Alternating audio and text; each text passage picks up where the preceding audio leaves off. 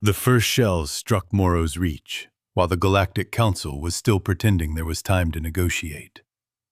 The live feed from the frontier colony shook so violently that half the chamber thought the signal had glitched. And then the western algae dome burst outward in a bloom of white pressure and black metal. And nobody could hide behind procedure anymore. Sirens wailed across the moon's frozen plain. Emergency beacons flared blue through smoke. A council observer on the surface was shouting for a ceasefire that had already been broken, his voice clipping in and out beneath the thunder of orbital impacts. By the time the image stabilized, a medical tower was leaning at an impossible angle. People were running between torn habitation rings, and the Karad Imperium's battleships were descending through the upper atmosphere like executioners who had grown tired of waiting for permission. Everyone in that chamber knew what Morrow's Reach was supposed to be. It was the colony diplomats used when they wanted to describe human overextension. A cold, thin-aired mining settlement on the edge of contested space, too far from Earth to matter, too poor to impress anyone, too exposed to defend for long. 80,000 civilians, 3 orbital docks built from patched salvage, a customs flotilla of aging patrol cutters that would have embarrassed a respectable navy. It processed deuterium ice, refined reaction mass, and exported grain protein in sealed white bricks stamped with the Terran crest. Weakest was the word the galaxy used for it, so often that it had hardened into fact. Weakest colony. Weakest link. Weakest point in the human frontier. The Karad had repeated it in every brief, every threat, every smiling legal complaint they sent to the Council, until even their enemies had started believing them. The Karad Imperium loved beliefs like that. They were old, wealthy, armored in ceremonial legitimacy, and convinced that age itself was a kind of moral right. They had ruled star systems while humanity was still arguing over oceans. Their envoys spoke of Terrans with polished contempt, as if humans were a loud species that had mistaken endurance for sophistication. Too emotional, too moralistic, too attached to law when law favored them, too savage when it did not. The kind of people who built hospitals on frontier moons and then expected hostile powers to respect the red markings painted on the roofs. The kind of people who talked about treaties as if words could stop metal. For 6 months, the Imperium had insisted that Morrow's Reach was secretly being fortified in violation of interstellar border accords. For 6 months, Terran diplomats had denied it, demanded inspection, and invited neutral observers. For 6 months, the Council had delayed, deferred, and urged restraint with the oily cowardice that always comes before a war someone else will pay for. Then the Karad sent a fleet anyway. They did not even wait for the arbitration vote to close. Their flagship, Dominance of Kelt, broke formation above the colony and transmitted a demand for immediate surrender under Protective Occupation Authority. Governor Hale Imani on the surface replied with exactly what the Council had instructed every border world to say, that the colony was under active legal review, that civilians were present, that any military action would constitute a breach of interstellar law. The Karad admiral did not answer her. He answered by destroying Dock 3. The blast turned half a kilometer of pressurized tunnel into glittering debris and threw cargo containers into the moon's low sky like children's toys. Then came the line that crossed every remaining boundary. A convoy of 6 civilian evacuation craft lifted from the southern flats under Council lantern transponders, carrying the last wave of non-essential colonists and 2 neutral inspectors. Every ship broadcast its registry. Every ship complied with the declared corridor.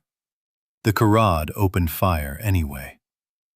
In the Council chamber, No one spoke when the fourth transport came apart. The wreck tumbled end over end, venting atmosphere and burning coolant, while the surviving craft tried to scatter and could not. One of the inspectors was still transmitting. Everyone heard him scream that they were marked civilian. Everyone heard the Karad tactical officer calmly identify the targets as psychological escape assets. Then the channel dissolved into static and white flame. On the Terran delegation bench, Ambassador Ilara Vance did not rise, did not shout, did not slam her hands against the polished stone like several of the other delegates already were. She just looked up at the giant hollow display, watched the debris cloud spread where the convoy had been, and became very, very still. That frightened more people than anger would have. Even the council speaker noticed. He tried to speak over the uproar, tried to call for emergency censure, tried to salvage the ritual of diplomacy from the middle of a murder. Vance cut him off with a single sentence so quiet the chamber leaned forward to hear it. Record that the Imperium fired on protected civilians under council witness. That was all she said. Then she sat back down and folded her hands. On Morrow's Reach, the panic lasted exactly 92 seconds. That was how long it took the colony to stop behaving like a colony. The surviving ground feeds showed frightened workers sprinting through smoke, dragging the wounded, sealing bulkheads, vanishing beneath snow-coated access ramps. Then something changed. Sirens shifted tone. The scattered lines of civilians moved with abrupt, disciplined purpose. Maintenance vehicles that had looked improvised and ugly a moment before snapped into formation around the central crater. Cargo crawlers shed their external plating and revealed turret housings beneath. The shattered remains of the western dome collapsed inward by design, not by damage, dropping into the earth like a curtain. Below it waited a hardened bunker complex, buried so deep that the Karad's first bombardment had barely scratched the outer shell. What the galaxy had always dismissed as flimsy frontier infrastructure began folding itself into war geometry with mechanical precision. And on the council screens, the first doubts started to ripple through the chamber. The truth was uglier, smarter, and far more human than anyone had guessed. Terran naval intelligence had known for weeks that the Karad would strike before the vote. Not because humans could read minds, but because arrogance is the easiest thing in the universe to predict. The Imperium had amassed shipping, fueled carrier groups, and circulated too many rumors about preventive stabilization. They wanted a quick seizure, a weak target, and a public humiliation that would prove the human frontier was soft. Earth gave them one. Quietly, without headlines, Terran command bled Morrow's Reach of children, schools, and most families through staggered freight departures disguised as routine export cycles. The colony looked full because the lights stayed on and the schedules stayed normal. The remaining population was still real, still in danger, but it was no longer helpless. Engineers, fleet reserve cadres, combat medics, drone operators, colonial miners who had spent 10 years drilling through ice and stone and knew exactly how to turn a moon into a weapon if someone was stupid enough to land on it. And above them, hidden in plain sight, sat the doctrine the Karad had never bothered to imagine. Humanity had a frontier law older than its place on the council. Never advertise strength at the edge. Never spend a battleship where a grain silo will do. Never teach an enemy to respect a wall when you can teach him to walk through a door you built for him. The internal Terran name for it was the Quiet Anvil Doctrine. Every weak colony maintained a disaster infrastructure that could, in certain very specific emergencies, reconfigure into layered defense systems. Refinery pipes doubled as heat sinks for buried rail cannons. Survey satellites could become target painters. Ore tugs could tow autonomous kill vehicles. Atmospheric processors hid missile farms under stacks of filtration mesh. The point was not to win every battle from the start. The point was to look too small to fear until fear arrived too close to leave. The Karad admiral, Sevrak Tull, never understood the moment he lost the system. He thought it happened when his Vanguard destroyer vanished over the northern ridge in a bloom of ice and debris. It happened earlier, when he committed his landing forces to the flats below Habitation Ring 7. The plain looked open, wide, perfect for armored descent. It had also been drilled for 23 years by human miners. The moment the first heavy landers touched down, the ground under them liquefied. Thermic charges buried kilometers deep flashed in sequence. The frozen regolith dropped away in slabs, exposing a honeycomb of extraction shafts and vent chambers. 3 Karad walkers fell nose first into darkness and kept falling. A troop carrier broke in half on an exposed strut. Then the shafts opened. From the same industrial wells the colony had once used to haul deuterium slush, human interceptor drones erupted by the hundreds, climbing through steam and dust like hornets from a kicked grave. The battle in orbit lasted longer, but only because space gives dying ships more room to drift. At first, the Imperium still had the advantage. Their cruisers outmassed anything the colony could visibly field, and their shield webs were designed to swat aside pirate swarms and rebel missiles. What they were not designed for was patience. The debris belt above Morrow's Reach had always been catalogued as nuisance clutter. Ice fragments, dead survey shells, stripped refinery husks, abandoned cargo pods. Under passive scan, that remained true right up until the moment 200 of those objects woke up. Drives ignited cold. Guidance vanes snapped open. Each derelict had spent months drifting into a mathematically perfect envelope around the Karad approach vector. When they accelerated, it was not with the hot glare of standard torpedoes, but with sudden, brutal certainty. Tungsten cores wrapped in junk metal and old paint. The first Karad cruiser managed to vaporize 6 before the 7th punched through its shield harmonics and tore straight down the spine. Then, the belt itself came alive. Mining tethers whipped outward from disguised tugboats and wrapped around destroyer hulls. Remote loaders shoved spinning ice boulders into carrier screens. The sky above the weakest colony became a machine, built from everything the galaxy had taught itself to ignore. In the council chamber, the uproar had died. Now there was only watching. Ambassador Vance received a message on her desk display and read it without expression. Across from her, the Karad envoy had gone from indignant to pale in the span of 3 minutes. He began demanding the council intervene against premeditated entrapment, which would have been laughable if so many people had not just died. The speaker asked, voice trembling, whether Earth had stationed undeclared fleet assets in the system. Vance looked up at the rotating image of Morrow's Reach, where Imperial landing zones were collapsing and orbital fires were multiplying across the black. "No," she said. "We stationed consequences."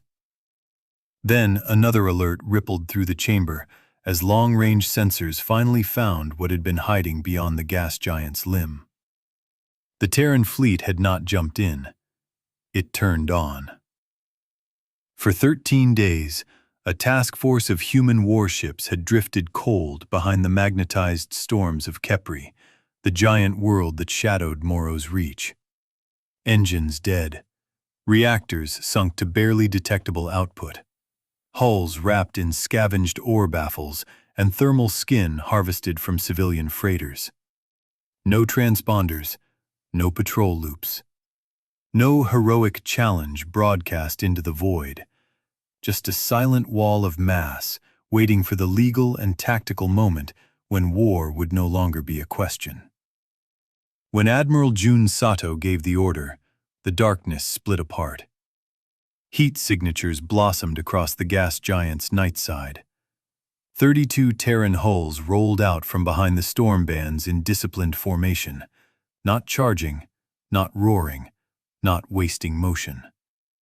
Their first salvo crossed 500,000 kilometers and hit the Karad rear screen exactly where the colony's decoy drones had forced it to thin. One Imperial carrier disappeared in expanding fragments. Another lost drive containment and began to spin. Sato did not pursue the brightest targets. He cut the exits. That was when the Imperium finally understood the trap. Morrow's reach had never been the bait because it was weak. It was the bait because it was isolated, legally observed, densely prepared, and positioned at the mouth of a corridor the Karad fleet could not retreat through once the Terrans sealed it. The colony's apparent vulnerability had drawn them into a pocket between the moon, the debris belt, and Kepri's violent magnetosphere. Every vector out was already ranged. Every escape burn pushed them through fields of spoofed telemetry and waiting kinetics. Every call for reinforcement had to cross a Council emergency channel now filled with witnesses to the Imperium's first strike on protected civilians. The galaxy had spent decades mocking human obsession with logistics, redundancy, and ugly practical engineering. Now those same traits were closing like iron fingers around one of the oldest navies in known space. Sevrak Tull tried brutality first. He ordered saturation fire on the colony core, hoping to break local coordination before the Terran fleet fully entered engagement range. The bombardment failed because there was no colony core anymore, only distributed command. Human control nodes shifted from bunker to crawler to buried relay to drone cloud. He tried concentration next, collapsing his remaining cruisers into a spearhead meant to punch through Sato's center. That failed because humans had let him keep one correct assumption, that they valued direct confrontation when a cleaner option existed. Sato gave ground on purpose, drew the spearhead toward the ragged silhouette of Dock 2, and then had the wrecked structure detonate its concealed mass drivers point blank through the formation's flank. He tried retreat after that. Everyone did. Imperial ships scattered toward high orbit, low orbit, the shadow of the moon, the open dark beyond Kepri. And everywhere they ran into another layer of the same terrible lesson. Mines that had been inert for years. Civilian tankers venting reflective chaff that blinded firing solutions. Colony tugs ramming at impossible angles because their crews knew they had nowhere else to spend their lives more usefully. Calm human voices on every channel, never screaming, never boasting, simply updating kill grids and rescue corridors with the efficiency of a surgical team. The most terrifying part was not the destruction. Plenty of species could destroy. It was the restraint inside it. Terran batteries stopped firing the instant an Imperial ship lost propulsion and opened lifepod channels. Boarding craft ignored crippled vessels that no longer threatened the battle space and moved to the next firing line instead. Colonial medics pulled wounded Karad soldiers from collapsed dropships while combat drones were still hunting through the trenches above them. When one council delegate demanded to know whether Earth intended total extermination in response to the evacuation convoy massacre, Vance answered with obvious contempt. "No," she said. "Extermination is what happens when rage outruns discipline. This is a lesson." Somewhere on a dozen screens at once, the lesson continued burning. By the 9th hour, the Karad fleet had ceased to exist as an organized force. What remained were pockets of resistance, drifting hulks, and a widening shell of debris around Morrow's Reach that glowed with venting atmosphere and reactor fire. Admiral Tull transmitted offers then. First threats, then terms, then apologies so stiff and formal they barely resembled language. Sato refused every private channel. He made the Imperial Admiral speak on the same open frequencies that had carried the destruction of the civilian convoy. Let the galaxy hear the voice that had ordered it. Let the galaxy hear it change. In the end, Tull did not surrender to fear of death. He surrendered to the certainty that every further second of resistance would be witnessed, recorded, and used to strip the Imperium of every ounce of honor it still claimed. Humans understood law better than the Kharad had ever bothered to learn. They had not just prepared a battlefield, they had prepared a verdict. What followed shook the political core of the Council harder than the battle had. Insurance guilds suspended Kharad trade routes within a day, citing unlawful aggression in a monitored arbitration zone. 3 client states renounced defense compacts with the Imperium before the wreckage field had even cooled. Neutral powers demanded access to the sensor logs, expecting to find some hidden human deception that would make the moral equation easier to escape. They found meticulous records instead. Warnings transmitted, corridors declared, civilian registries filed, requests for inspection granted, evacuation sequences documented to the second. Then the convoy. Then the first Kharad shot. Then the trap closing with mechanical inevitability. The Council had spent years treating humanity as an unpredictable species that needed supervision. Now it had to confront something worse for the old powers, a species that had predicted everyone else perfectly. When the civilian survivors were brought back to Morrow's Reach under Terran escort, the cameras returned.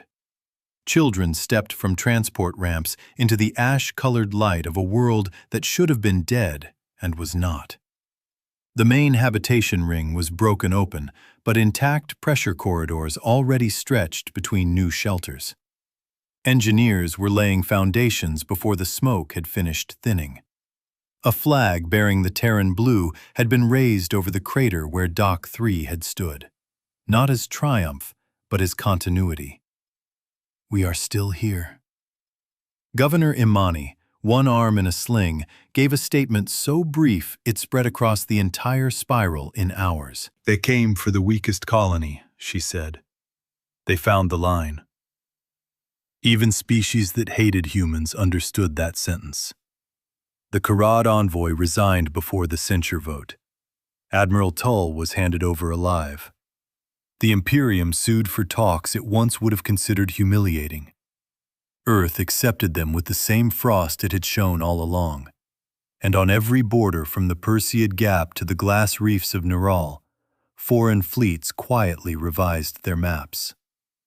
Human colonies did not become prettier after Morrow's Reach.